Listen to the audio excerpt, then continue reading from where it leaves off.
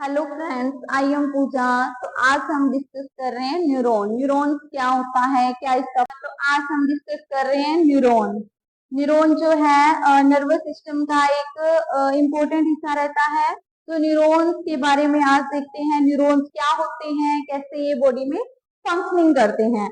तो चलिए शुरू करते हैं न्यूरॉन। सबसे पहले ये एक न्यूरॉन की पिक्चर यहाँ बनी हुई है, डायग्राम है। इसके थ्रू मैं आपको बताऊंगी क्या क्या इसके पार्ट्स होते हैं, क्या क्या इसमें चीजें होती है। तो सबसे पहले ये जो है ब्रांचेस निकली हुई है, ये इन्हें कहते हैं डेंड्राइट। ये एक न्यूरॉन में एक से ज्यादा हो सकती है जो डेंड्राइट होती है। मेन जो न्यूरॉन का फंक्शन है इन्हीं से शुरू होता है, डेंड्राइट से। फिर ये जो सेल है और अदर सेल की तरह इसमें भी कुछ ऑर्गेनेल्स होते हैं, जैसे कि न्यूक्लियस है, न्यूक्लियस है ये। और क्या क्या होते हैं इसमें, माइटोकॉन्ड्रिया प्रेजेंट होएगा इसमें, गोल्जी प्रेजेंट होएगा इसमें, जैसे कि अदर सेल में जो जो चीजें प्रेजेंट होती है वो होएगा। और इसमें जैसे सेल में साइटोप्लाज्म फ्लूइड होता है, वैसे ये नर्व सेल है तो इसके अंदर न्यूरोप्लाज्म जो है फ्लूइड प्रेजेंट होता है। अब आगे देखते हैं भी और क्या क्या इसके अंदर होते हैं पार्ट्स। ये जो है ये थ्रेड लाइक जो निकला हुआ पतला सा जो पार्ट है जो सेल बॉडी से आगे जा रहा है, ये जो पार्ट है इसे कहते हैं एक्सोन। और फिर ये आ जाती है सचवान सेल्स या स्वान सेल्स भी इनको कहा जाता है।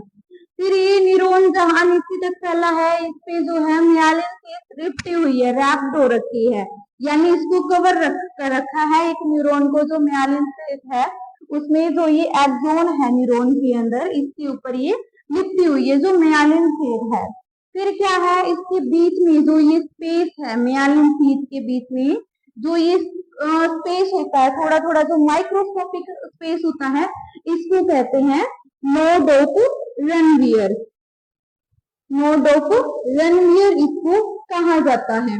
अब आगे देखते हैं और क्या होता है न्यूरॉन के अंदर। तो ये लास्ट पोर्शन है एक्सोन का, न्यूरॉन का, इसे एक्सोन टर्मिनल कहते हैं, यानी ये लास्ट पोर्शन है एक न्यूरॉन का। यहाँ से आगे जो है नेक्स्ट न्यूरॉन जो है वो स्टार्ट हो जाता है।